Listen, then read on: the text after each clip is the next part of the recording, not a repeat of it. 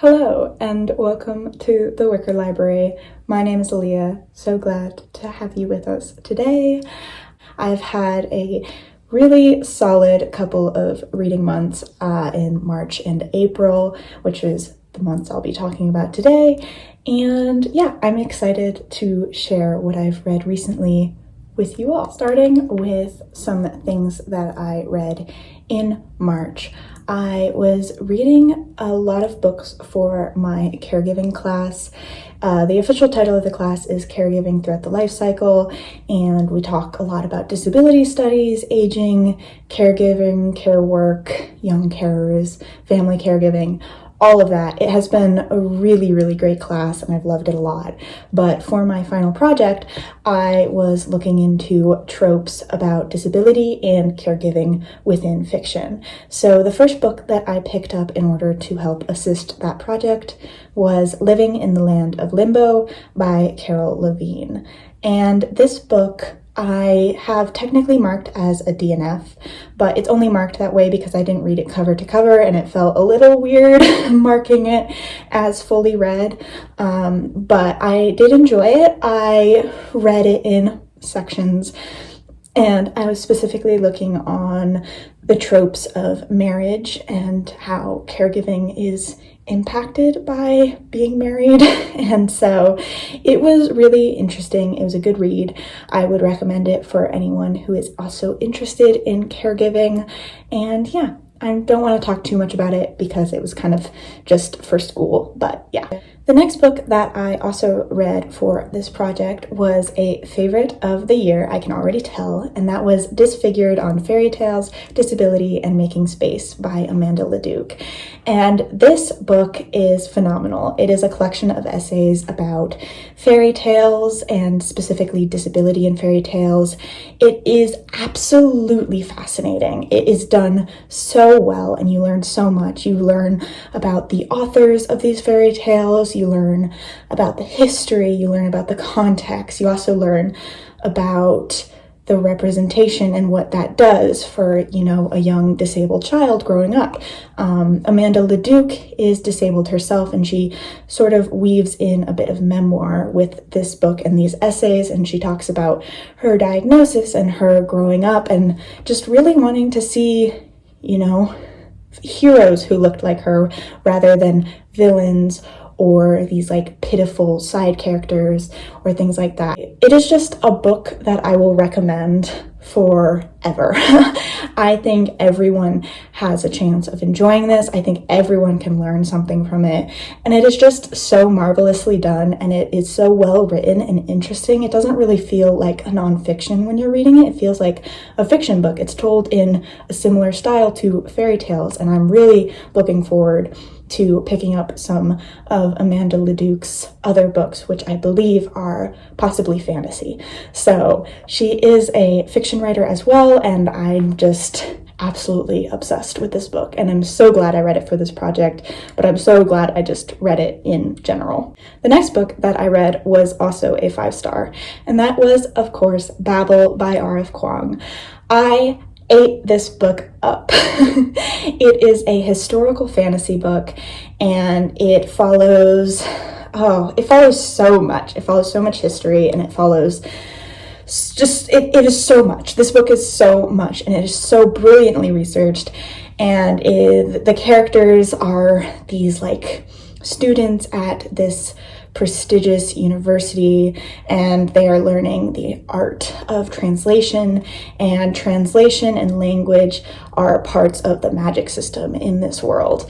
And there are so many critiques and so many conversations brought up about imperialism and colonialism, and it is just so brilliantly researched and brilliantly written. It is a brilliant book. Okay, there is no doubt about that. The characters are also just so engaging and lovable. Most of them are lovable. All of them are engaging, but the conversations that this book makes the reader have with themselves is amazing. But it's also just such a well done book itself, the fiction aspects and the way history is woven into the book.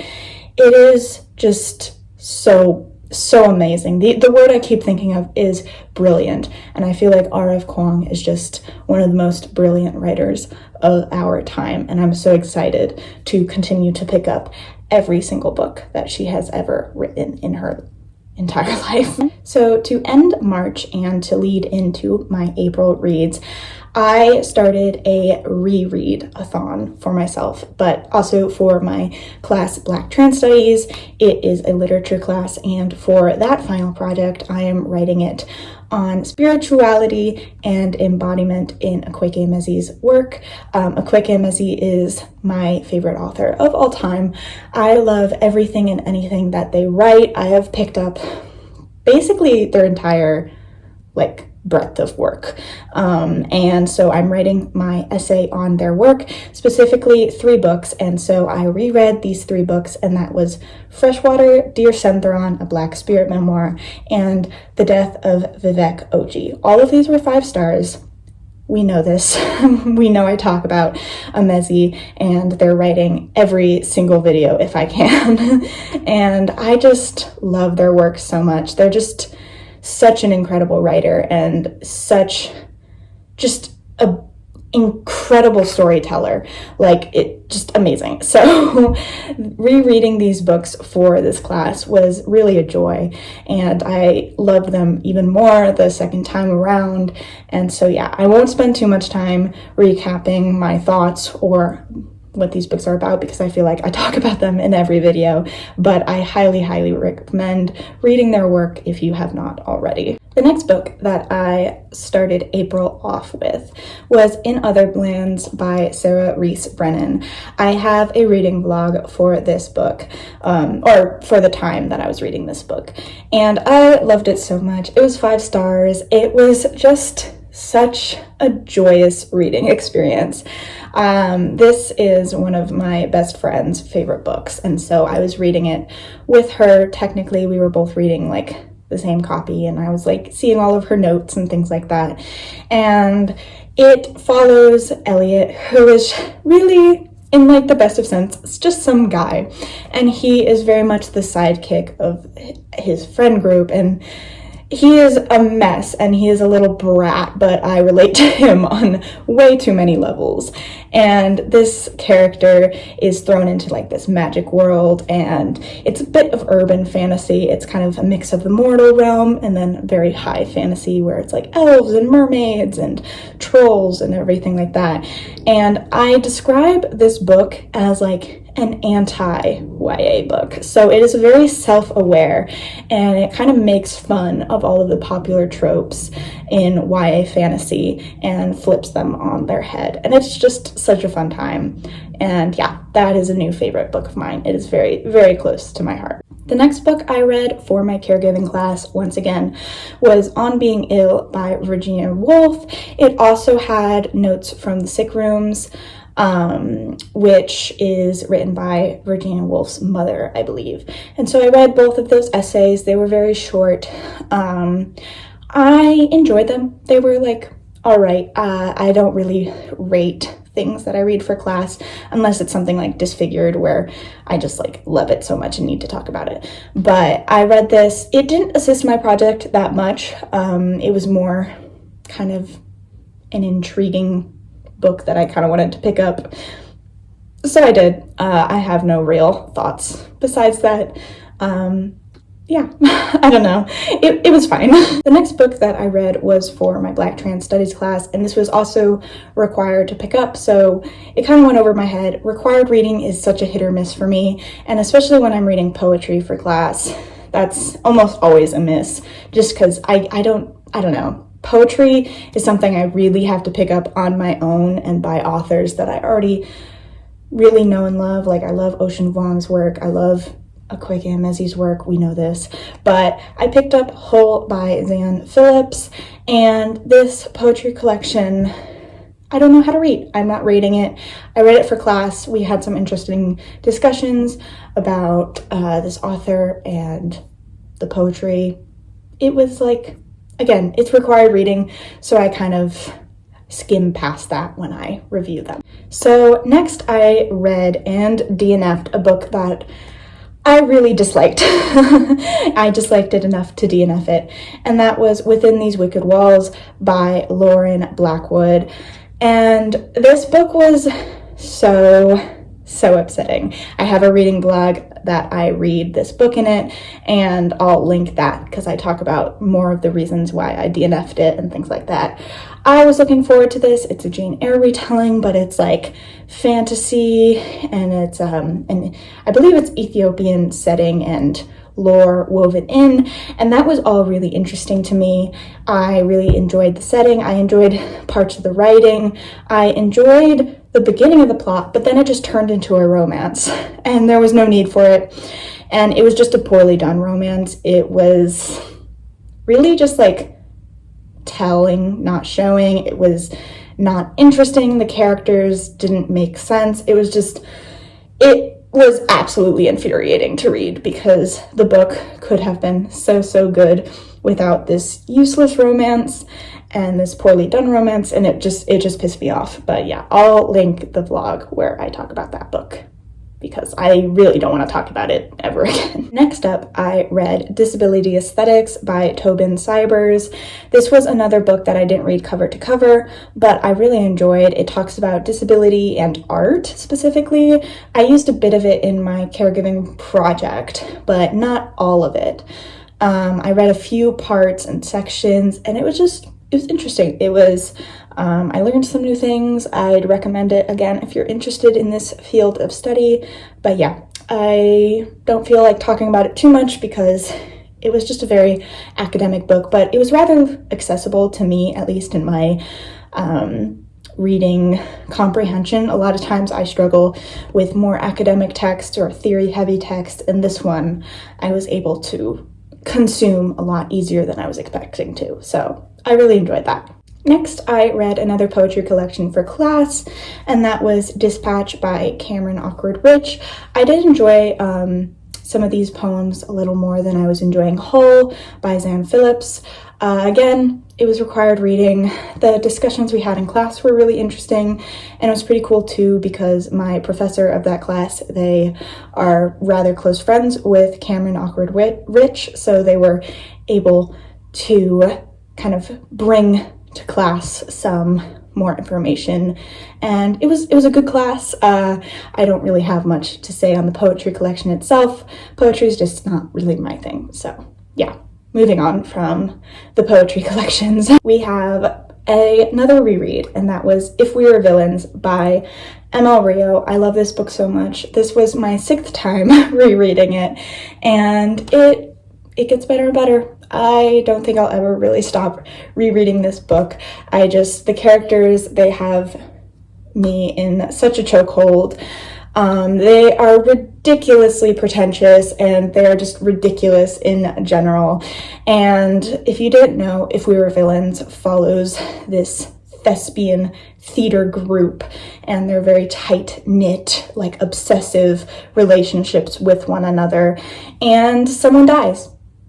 And someone is framed, ? And that's like the premise of it. We're realizing like what happens when the theater and the plays and like the characters that you're portraying kind of seep into you and don't leave you when you leave the stage.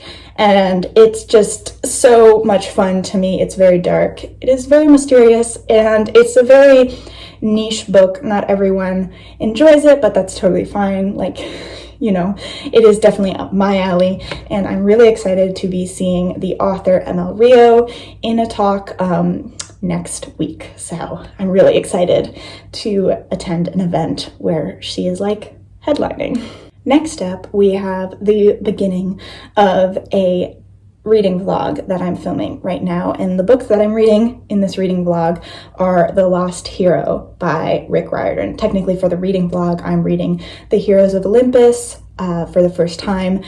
I was 9 years old when I was like reading Percy Jackson and the Olympians, and so I don't remember shit. I don't remember really anything from those books except like the basics.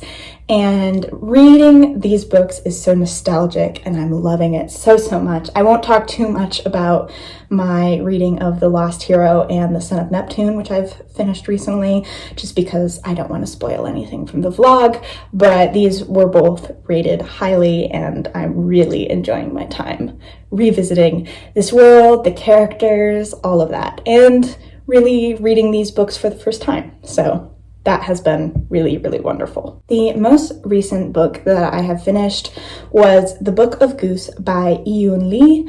I read this on audiobook, and the audiobook narrator was really good. I would highly recommend reading this on audio. And I rated it about 3.5 stars. I enjoyed it. I enjoyed the concept of the book, I think, a lot more than I enjoyed the actual book. But the book follows this kind of obsessive friendship between two girls, which is something I eat up. And it's a very mundane, slow literary fiction. It goes into like the ideas behind war and childhood and girlhood and all of those things, and it's beautifully written. There's no doubt about it that it is translated from French, and it follows two French girls, and I think it would be adapted into a movie so beautifully. I really think if this was like done in a very cinematic French indie whimsical film, like those vibes, it would be an award winner, and that would be a new favorite movie of all time. Like, it would be translated and adapted into film, that like medium, so well. And I think it might even be better than like the book, because reading the book, it felt like a movie, which I really enjoyed. And I definitely enjoyed the book, but I don't know, there were some parts of the book that were a bit lacking for me. And I think part of that had to do with the blurb being rather poorly done. The blurb talks about events in the book that don't really happen until like the 80% mark. So if you were to go into this book, I would really go in not knowing anything and definitely not reading the blurb, because it sets up a very different book than it is. And it's a very quiet novel, and it's very reflective, and I really enjoy those books, and I really enjoyed this, but I definitely think the execution was a bit lacking for me in the end. So those are all of the books that I have read recently. Thank you so much for joining me in this video. If you reached the end with me, feel free to comment the candle emoji. I have a candle that I'm looking at right now, so that was on my mind. But thank you again for watching, and if you enjoyed this, feel free to like the video, subscribe, all of that good stuff, and I will see you in the next video.